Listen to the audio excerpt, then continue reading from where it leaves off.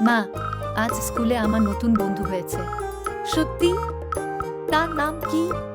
তার নাম সারা। আমরা একসাথে অনেক খেলেছি। দারুণ।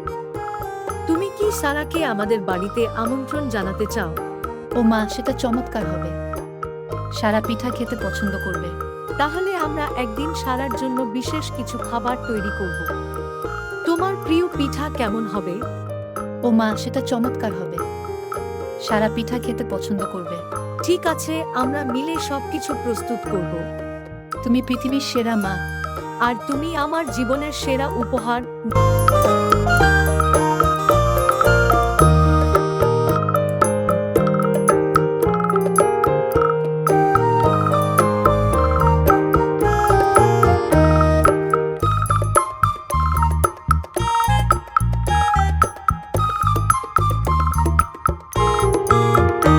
বন্ধুরা, মজার মজার গল্প শুনতে চ্যানেলটি সাবস্ক্রাইব করে ফেলো এখনই।